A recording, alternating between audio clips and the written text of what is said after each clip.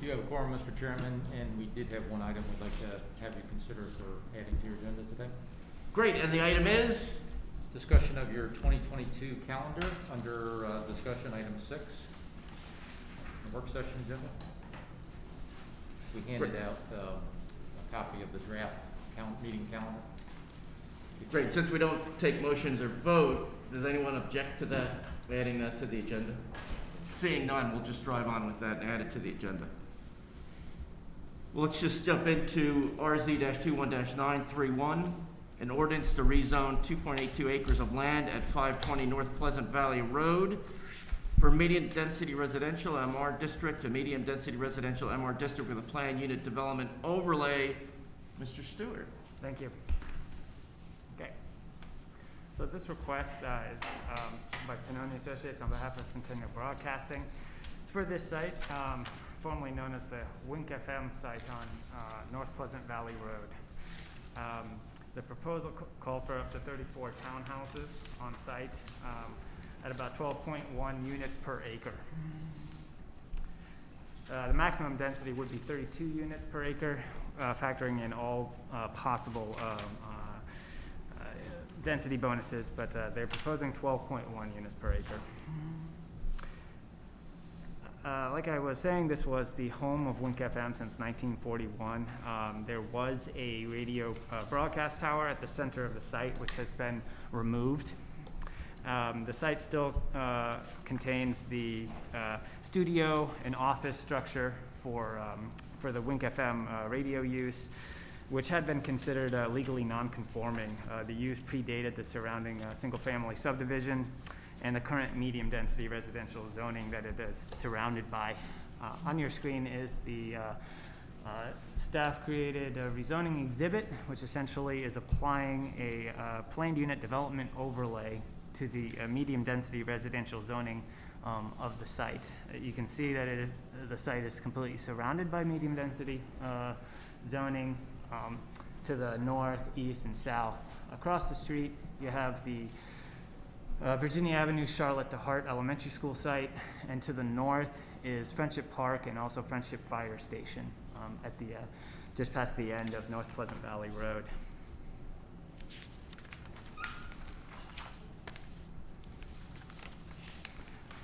The applicant has provided materials including a 2-page letter dated November 23rd and a 2-page development plan dated December 6th, which serves as the required development plan.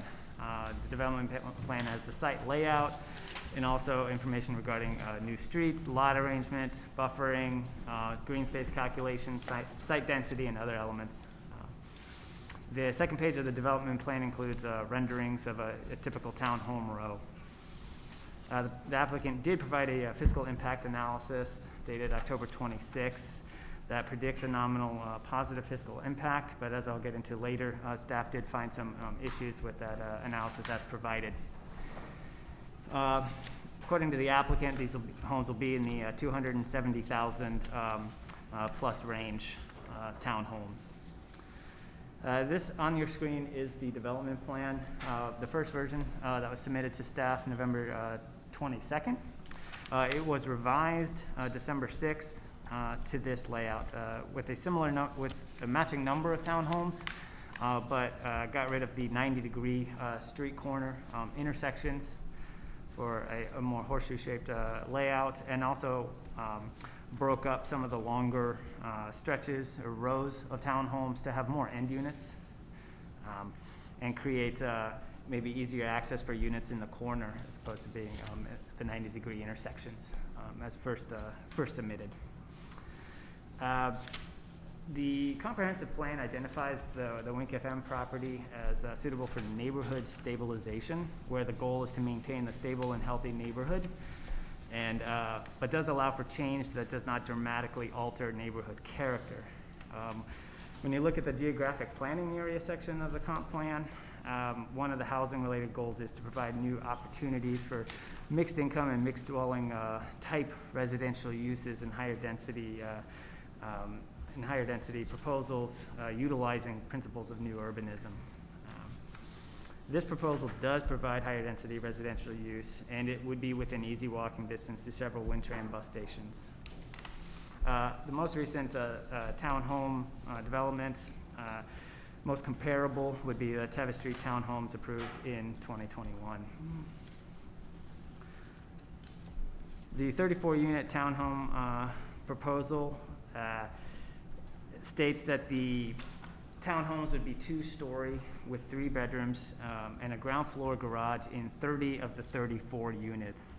The ground floor units facing North Pleasant Valley, which is 4 units facing North Pleasant Valley at the center, at the top of the exhibit there, which is actually facing west, do not have ground floor garages. The other 30 units do in the proposal. The applicant did provide elevations and additional information regarding the open space requirements. According to the applicant, the proposal is at 53% open space for the site. Let's see.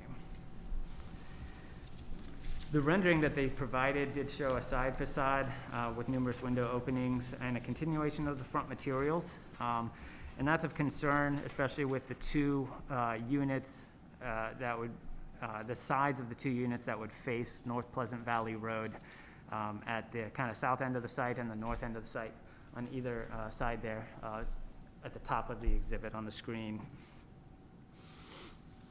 The first version of the site of the development plan did have a picnic shelter, but the December 6th version of the development plan has removed that because with the redesign of the site to have more, to break up the townhomes, the site did lose a large area that made sense for a picnic shelter, and that has been removed from the development plan.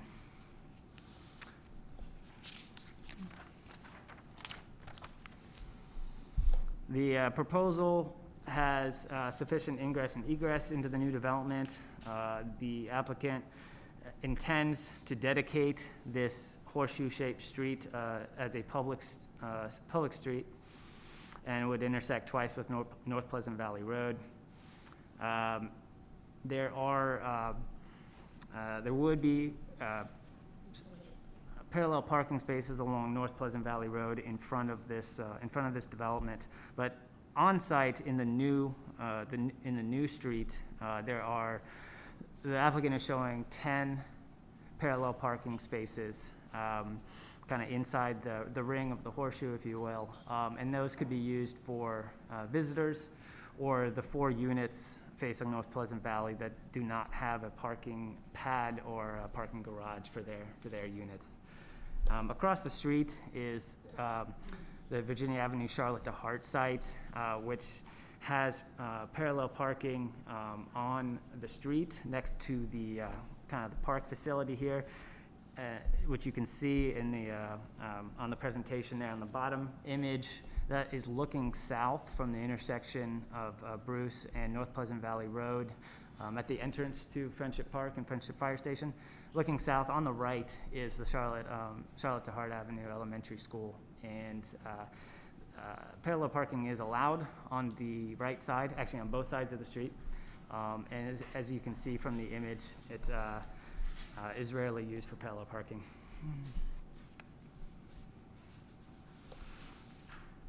The proposal shows a diagram, a dimensional layout for the new public street with 30 feet curb to curb for the majority of the new street. However, in the areas where there are parallel parking spaces shown, the travel width shrinks down to 21 feet. The Public Services Director, Mr. Eisenach, has yet to issue a recommendation on whether that width is sufficient to be accepted by the city. Moving on to landscaping. Landscaping buffers are provided or currently exist between the proposed townhouse buildings and the existing single-family homes to the north and east of the site. We would expect at site plan submittal to have full details on the landscape buffer, but they are shown in the development plan. And the developer in the development plan does show the intention to keep the existing buffer there behind the two rows there. At the bottom of the screen, there are single-family houses just on the other side of that property border there. Moving on to fiscal impacts analysis.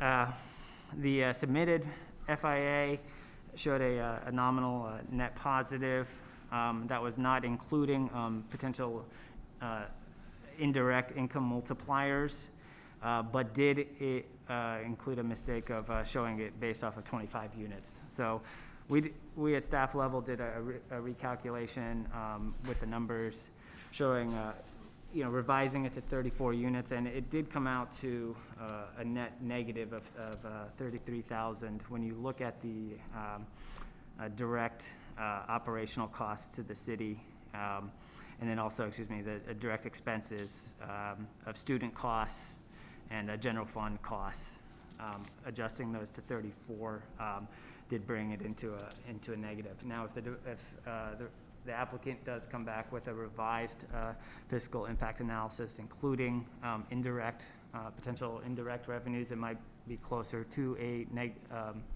neutral impact analysis. You're shaking your head, so you're going to do that, huh? Yes, sir. Okay.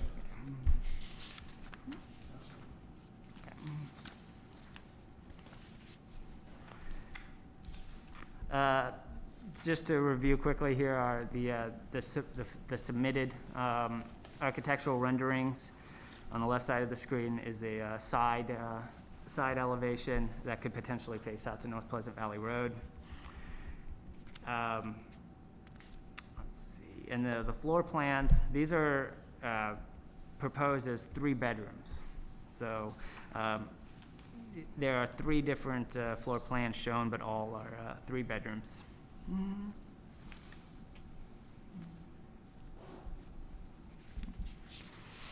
And what's the gross square footage of these? I don't have the number off the top of my head. If the applicant would like to determine.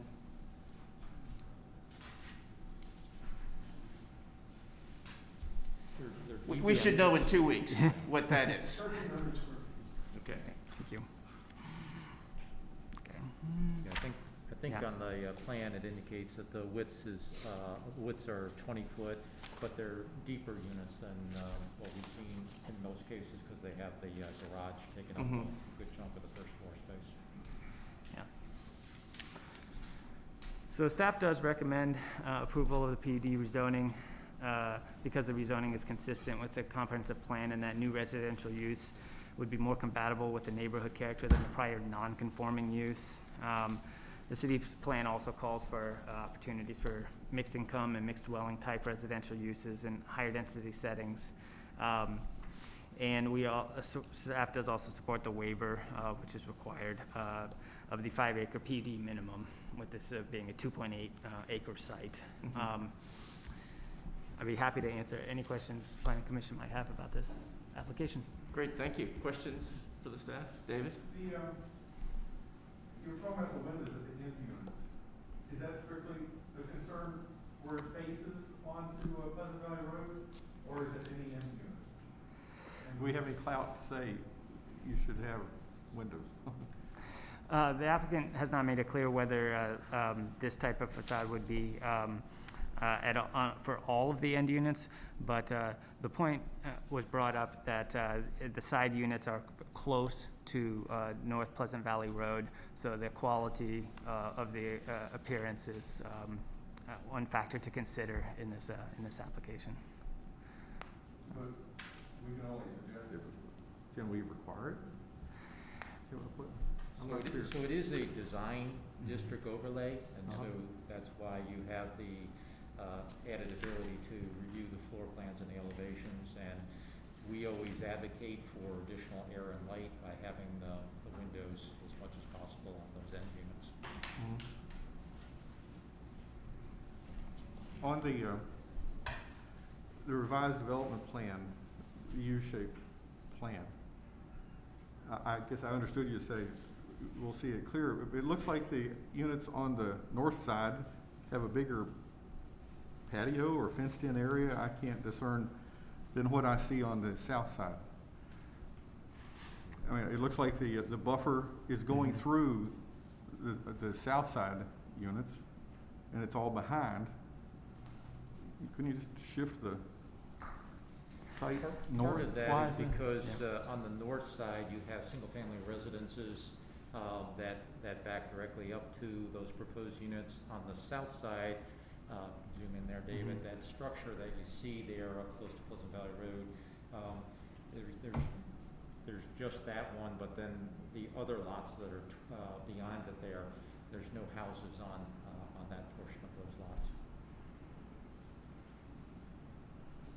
All right. Anything else there? I thought I had something else. I mean, overall, I like what I see. Yeah. Just two quick questions on the fiscal impact analysis. In either of yours, Mr. Humans or Stuart's experience, has council ever sort of put the brakes on a project specifically because of economic issues that you know of? I'm just trying to imagine, how is this weighed typically in this process? I know that it's typically been a preference, but whether there's been a specific instance where it was used as the final deciding factor, I'm going to refer that. Well, single deciding factor, perhaps not, but historically, council did put a lot of emphasis on the positive net fiscal impact, and that's why for many years, council didn't want to see specifically PUDs, which require that additional rezoning. As compared to general by right development, we don't even look at fiscal impact, so there's plenty of net negative impact of by right multifamily development, et cetera. But for the PUDs, where the applicant is asking for special permission to go above and beyond what the ordinance would allow in terms of densities or clustering, that's where council historically said they did want to see either a net positive or net neutral. But that also meant that housing that included 3 bedrooms or more was not likely going to be part of a PUD unless they had a rich non-residential component that would make up for the additional impact on schools. And that was my only other question. Is that in this case why it's a closer call? Because we haven't seen many 3 bedrooms? Is it the school impact? And there's no commercial. And there's no commercial. Gotcha. That's okay. Brennan? And I may have missed this, is the U shaped, is that a public road? The applicant is It is, okay, excellent. expecting that to be a public road, yes. Yeah, the Public Works, actually the Public Services Director, Mr. Eisenach, has indicated that the city can go as little as 27 feet in width and still receive VDOT funding as part of their urban allocation for street maintenance, because we maintain our own streets, we plow our own streets, unlike in the counties where VDOT does that. And have they suggested any proffers for fire and rescue?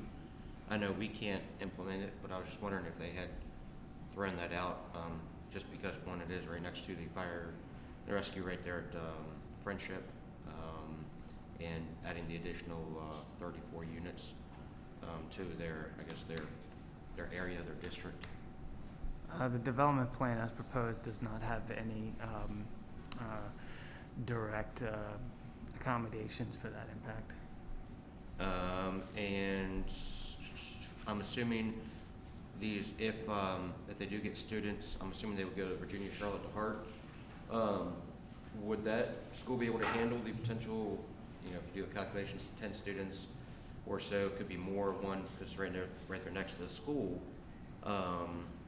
Is that something that we would run by the school board or the superintendent either before our 2-week work or planning meeting that we have in 2 weeks, or is it something that will be done before it goes to PED or city council? We can go ahead. I was going to say, Superintendent indicated that he would like to see more students anywhere in the city. We do have capacity in the school system overall, but there are some places where there is, where they are closer to capacity than others. I know it's not a lot of townhouses, is there any concern with traffic congestion there with the school? Not with the size of this Yeah, it's not a development. lot, okay, that's all I have. Thank you. Thanks, David. That was a good layout. I've got a few questions and maybe some confirmations. So the only exception we're looking for with this application is under 5 acres. For the rezoning application, yes. And that, just to confirm, the existing building obviously gets raised. That is the plan, yes. I noticed on the eastern 2 buildings, so the bottom of the page, there are no property lines on those buildings like the other buildings. Is that just a typo, or I just can't see it because my glasses aren't on? Property lines, if in front of the structure or to the rear? No, through the building. So go back to the big Oh. picture. Okay, 1 second. Yeah, you're right. I didn't notice that. So most of the buildings have lines through them. These don't. Is that just an oversight, or is Oh, that? yeah. That would be Those it. lines should be there Yes. dividing each of the 3 units, yes. They're all one unit per lot, Yes. single-family attached townhouse units. And all 3 bedroom? Yes. We've already talked about buffers and fence. It would be nice if we ran this by the school board, We can certainly do because it's that. across the street. Do we know if the applicant plans any outreach to the immediate neighbors before this comes up to us or the pet? I defer that Yeah, question to the just looking at applicant. We have not, We have, yeah, so they can capture you. We have not made provisions for that as of yet. Are you thinking about it? We have thought about it, yes, sir. Continue to think about it. Thank you. Since this is going to be a public road, we should expect standardized hydrants and streetlights? Per city code, yes. And all the utilities will be underground? That, I believe, Yes. for new development, yes. And the underlying zoning to do this is okay? MR zoning. MR allows zoning. it. That's all I had. Any other alibis, questions? Then let's move to RZ-21-941, an ordinance to rezone 36 parcels containing approximately 10.6 acres of land from commercial industrial CM1 district and limited high-density residential HR1 district to central business district B1 district. Mr. Humans. Thank you, Mr. Chairman. So beginning on page 35 of your paper copy packet there, you can see we've identified what the issue is, the relationship to the strategic plan in terms of providing development that offers affordable housing, and the suggested options there. You could, after the public hearing, 2 weeks, could forward this to council as presented. We do know the applicant is going to request some changes between now and 2 weeks, so we'll try to get an updated version of the plan out to you if we receive it in a timely manner. Other options to approve it as modified, or to table it, or to forward it through PED onto council recommending disapproval. Staff has, as you know, this is a city-sponsored rezoning, so you saw this, and the commission was the initiating body on this request. On page 37, you have the resolution there to adopt it, and also the list of the properties. Most of them front directly on North Cameron Street, and so it's the red area there, the red corridor, with the exception of that narrow band of red in the lower right corner, which is the extension of the Laurel Center property in between Cameron Street and the CSX Railroad. That had previously been rezoned by City Council a few years ago. as the northernmost extension of the district.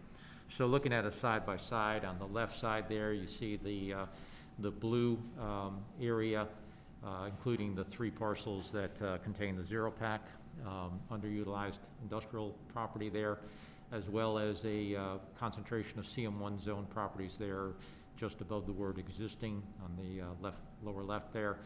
And then in between zero pack and those CM1 zone properties at the bottom, there is a stretch of HR1, limited high density residential zoning, that is the district that only allows single family residential at a high density. By right, it does allow for 2 families and 2-unit townhouses with a conditional use. There's a mix of uses there. Most of it is residential, but not all of it. And one of the things that, in addition to stimulating redevelopment of some of the redevelopment sites, namely the zero pack property, it also brings a lot of these properties into greater conformity with the zoning ordinance, because the B1 district, central business, is the most intensive in terms of residential density, as well as minimum yard requirements and lot widths and lot areas, particularly there along North Avenue, where that intersects Cameron. You have a lot of very small parcels of land. So those will all become more conforming to the zoning ordinance just based upon the rezoning to B1. There are a couple of kind of light industrial operations, particularly down closer to the south end there by Clark Street.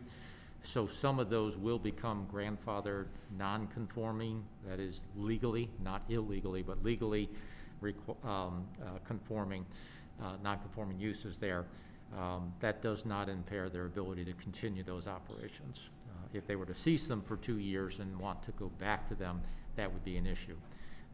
But the B1 district allows a large array of uses, again, high densities, so it gives these property owners a lot more potential for, in terms of incentivizing redevelopment and reinvestment in this corridor.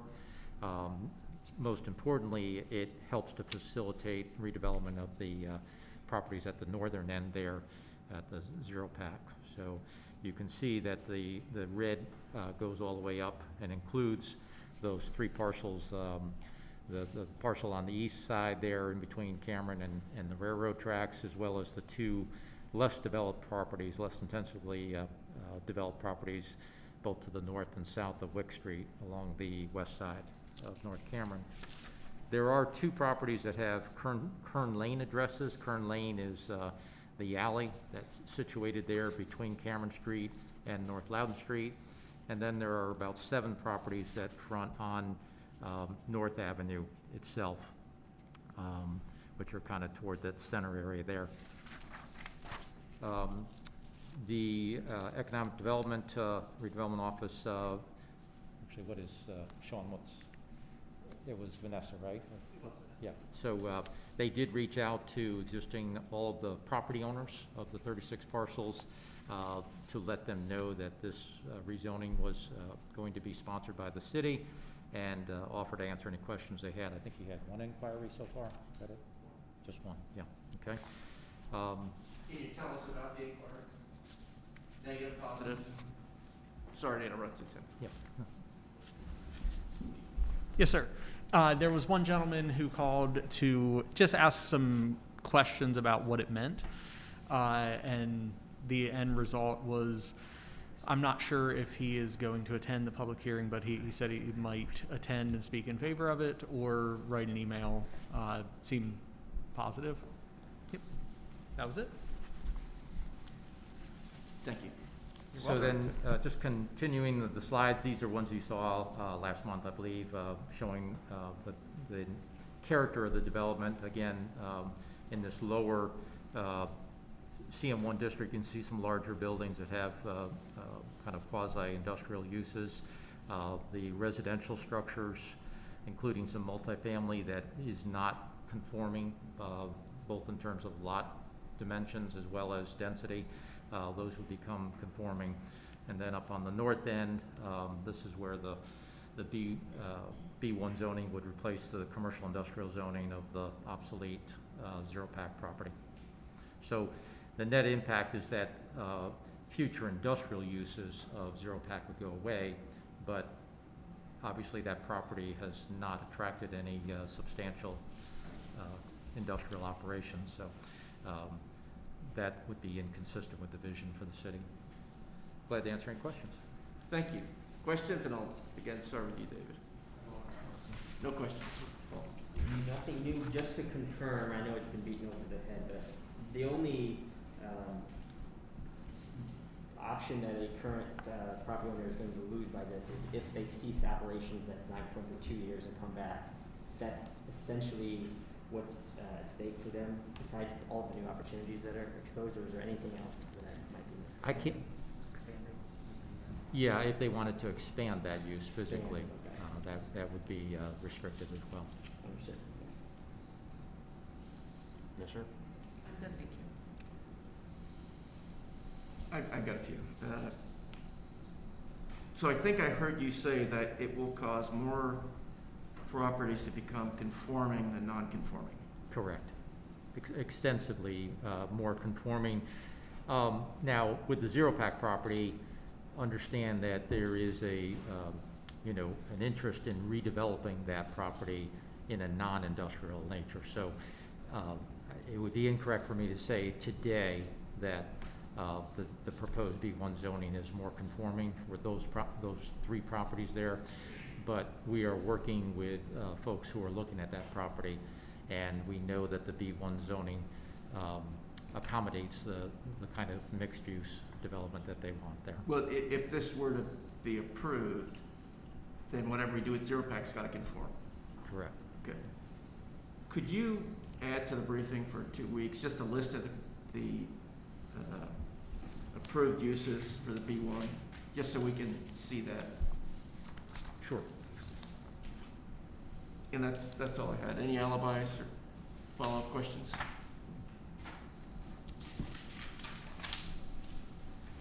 Then we're going to move to a discussion resolution to initiate a text amendment to code sections 1-2, 8-1, 10-1, 11-1, 12-1, 16.1-1, and 18-10-1 define the terms of solar energy system, permit them as an accessory use in all zone districts, permit as a principal use in certain zoning districts, and specify additional regulations that apply to all solar energy systems. Sir.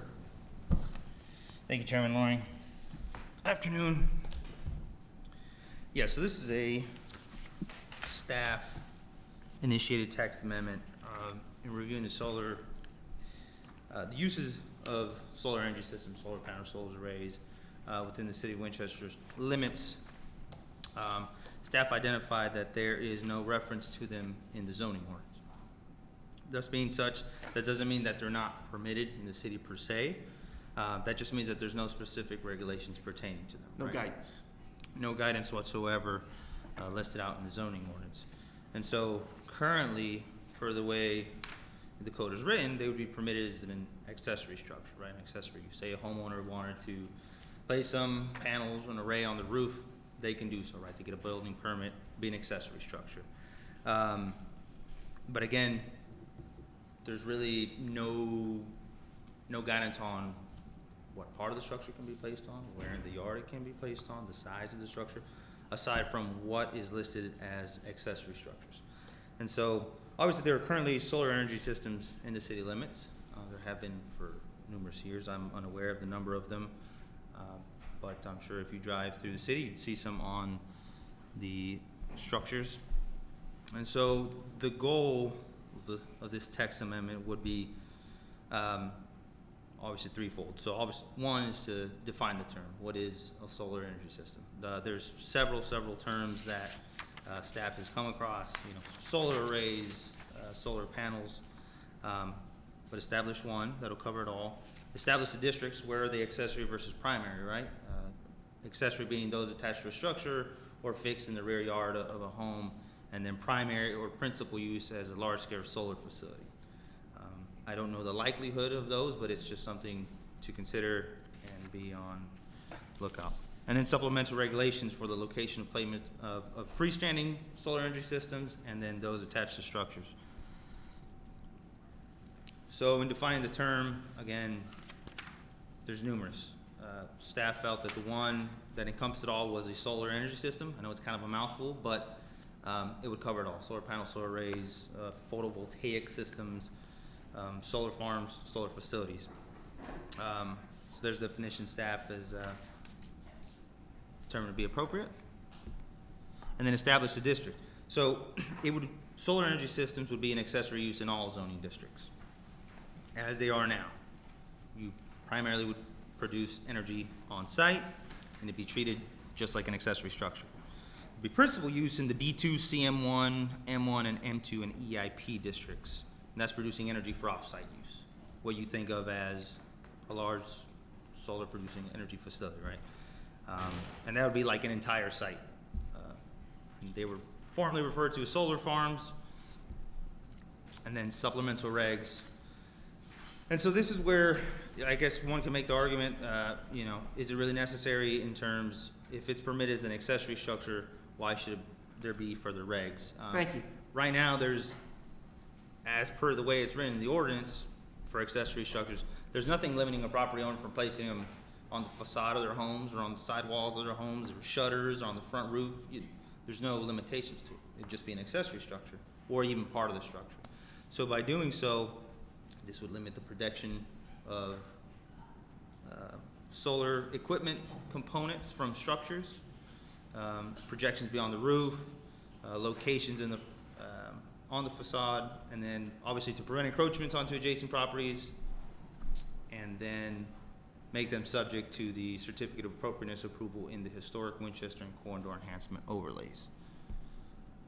And then separate ones for freestanding systems, right? Again, I guess a mini solar facility, if again, subject to certificate of appropriateness approval and screening in the historic Winchester and corridor enhancement overlay districts, prohibited from being located in the front yards, except as principal uses, and then perhaps permitting them in the location in line with the horizontal plane of the facade if it meets the required setback.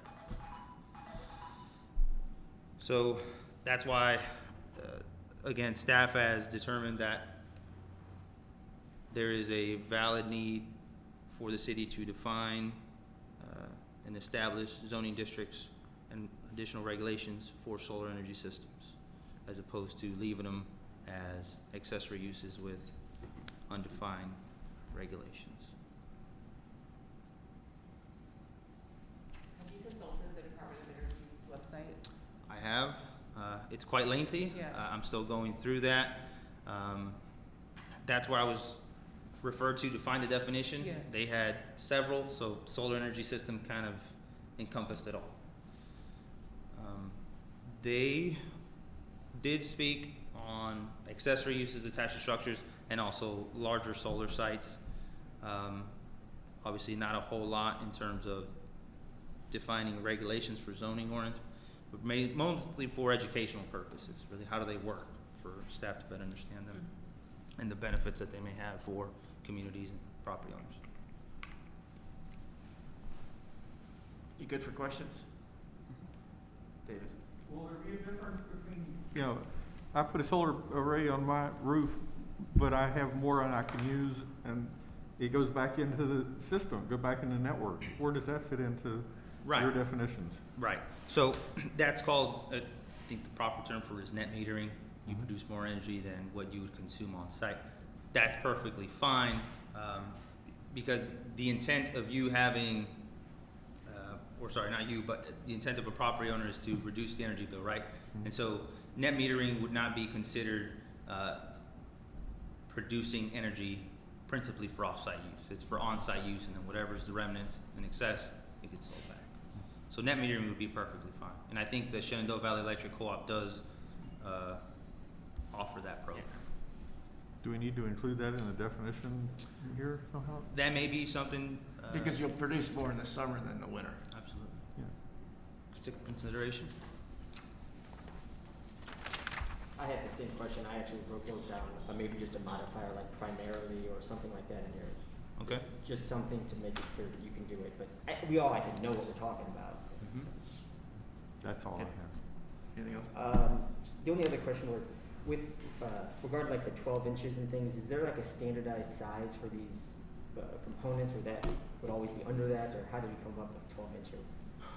Right, that's a very valid question. There is no standard size of a solar panel or solar array, and there is no standard for projection from roof lines. In researching other localities, I saw that 12 inches was a common number. And so the way the text staff's vision for the text amendment would be, if it were to be permitted on the roof fronting the public right-of-way, that the projection would be limited to 12 inches. If it were on a rear roof or on a roof not fronting the right-of-way that's visible from the street, in other words, it can project as high as the roof line as long as it's not visible from the street past the roof line. So, you know, if this is your front roof and this is your rear roof, you can project them further as long as they're not visible from the peak of the roof. Right, nope, I get that. My concern is, I don't know if someone buys something that's 16 inches or something, I just, Right. you know, would that then not be allowed to use that system? Or? Not on a front roof, again, not if it was a roof visible from the public right-of-way, but if it were a roof on the rear, it'd be perfectly acceptable as long as it didn't project past the highest point of the roof. And I'm not very familiar with this. Is that common then for these? How tall is the standard? You know, I just want to make sure Yeah. we're putting in the half of the. That's something I could look into a little bit more. I don't know that there's a standard to it. I think it really just depends on the layout of the roof, you know, whether it's a valley, whether it's a ridge. That would definitely determine what type of projection you would need from the roof, and obviously the type of system. I know that now they're making tiles, so obviously they'd be flush mounted, whereas something like your traditional array would definitely be elevated. That's all.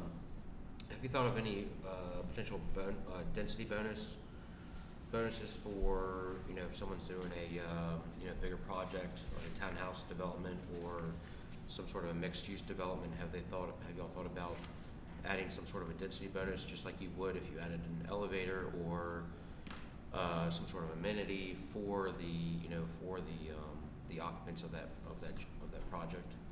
That is I think that's already in the B1. Is it Energy efficiency. Yeah. energy efficiency. That's just the lead. B1? Well, in addition to the lead, other.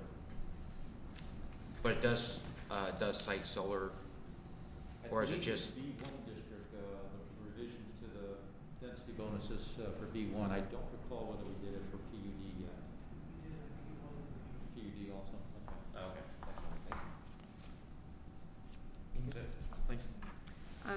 No, I don't think I have any questions right now. I think obviously I'm in favor of solar everywhere. So I think the easier we can make it for people to incentivize, the better. So that's my only comment at the moment. I don't think I have questions. Thank you. A few things. I too think this is a good idea. And I took from your discussion that you have looked at what other localities in Virginia have done. So we're kind of in the bandwidth there. Does this impact at all what we approved for the hospital? And I'm looking more at Tim because you weren't here when we did the site plan for the hospital. That was for production only within the boundaries of the site, but I think, Alfredo, based on your upper paragraph, they would It'd be an among accessory all use. districts for on site. Right, and so if it was approved as an accessory use, it's determined to be in compliance with accessory use provisions, so yes. So if they wanted to use some of that production for off-site, they would not be among that list that is currently listed for principal use toward the bottom of the screen. I just don't want to create a problem that isn't there by this policy. Gotcha. As long as we're in sync, we'll be okay. You may want to take a look at the site plan Okay. for the hospital. In paragraph 18-10.1-2, the setback, you don't mention any specific setbacks, it's just whatever setback is outlined for each district. Is that how I read that? Could you repeat which section? 18-10.1-2 -2, on the okay. freestanding systems. Yes. Setback is C.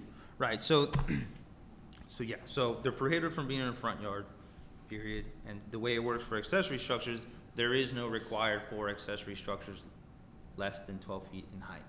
So in essence, they can be up to the property line. And they would be treated the same as an accessory structure. So if a ground-mounted solar energy system were to be greater than 12 feet in height at its highest point, then it must meet the required setback for the underlying zoning district.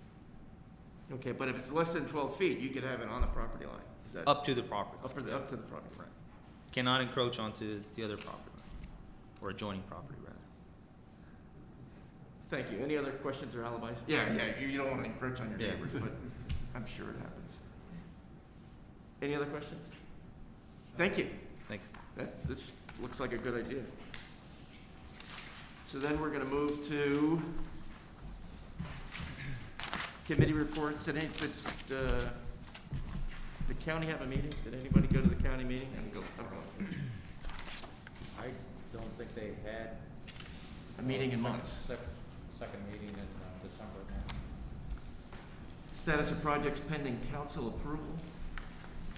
There hasn't been a PED meeting or council meeting since your last meeting, so it's pretty much the same as what we told you on at the meeting in December.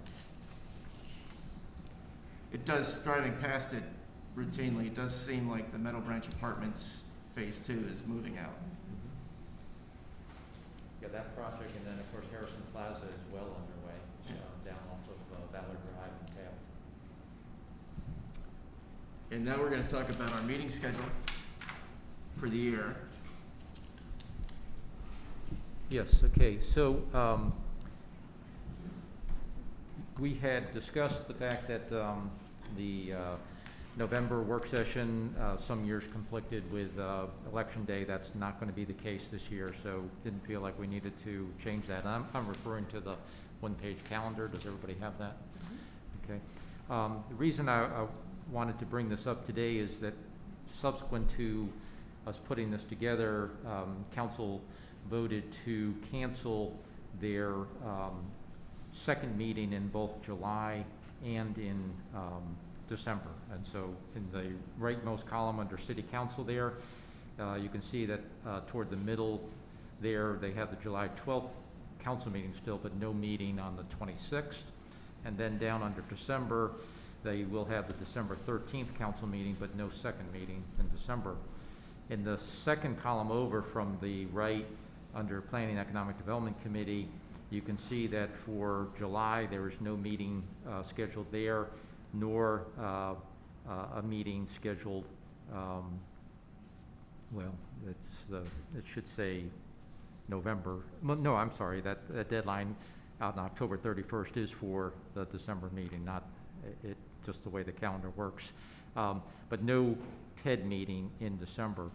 So my question to you is, if we know that anything that is coming to council in July from Planning Commission is going to have to wait until the August 25th PED meeting, which falls after the August 16th Planning Commission meeting. Then we'd have two meetings. Is there any good reason for you to meet in July if an applicant can't get to PED any sooner than the end of August? And then likewise, the same question for December. The only concern I think I would have is, let's say if it's a busy year, and, let's say that we have 3 one meeting and 4 the other meeting, if we just did it all in one, we'd have 7, and I feel that would be probably a really long meeting.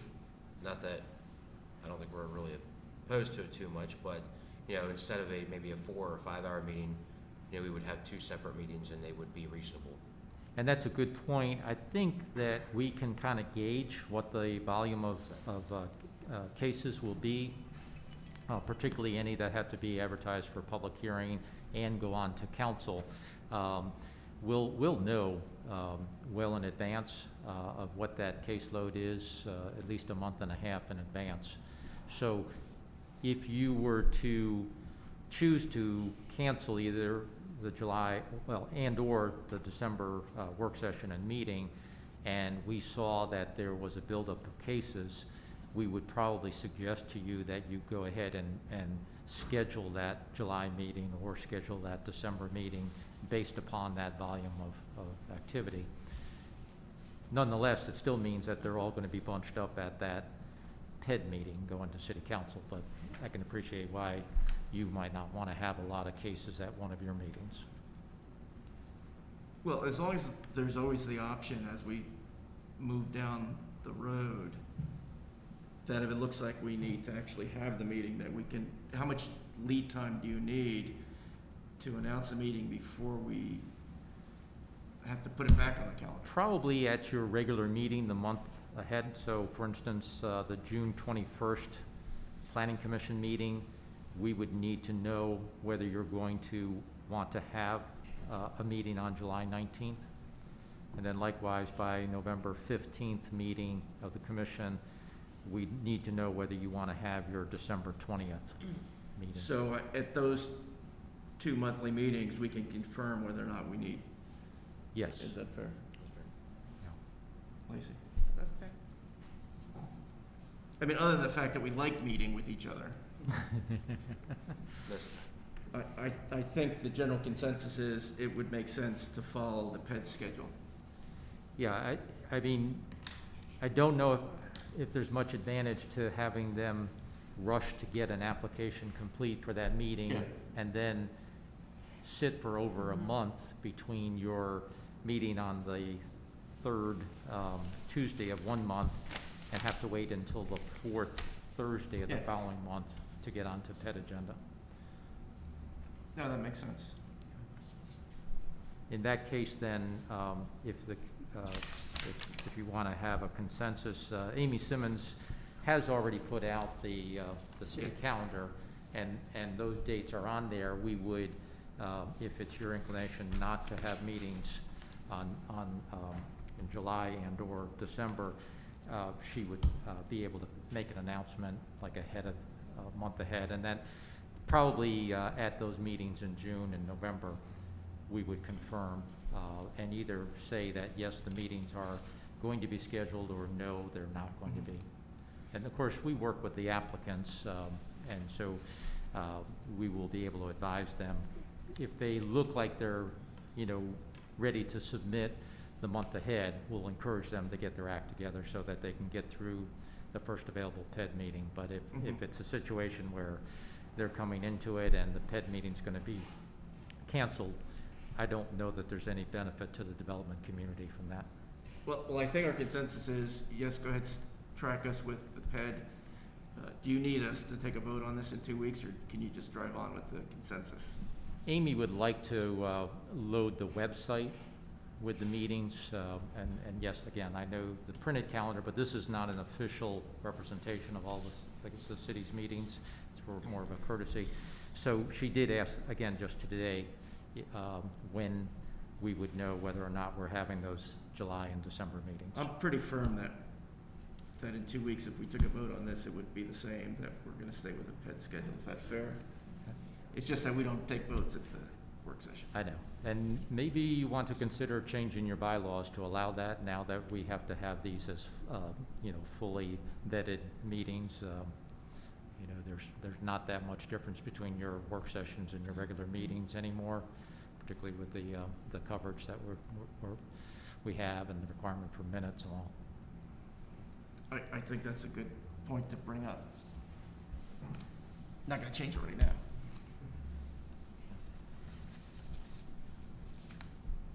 Any announcements? I think so. Well, we've got the three amigos there. Anything for the city manager, economic development, and it's always great to have a city council member here. Please. Checking up on us. Happy New Year. Thank you. That's all we have? Do we need to discuss who represents at Frederick County for the year? Yes, I will be, I think you did volunteer for the first meeting. We do need to get that. I know Carolyn has a schedule drafted.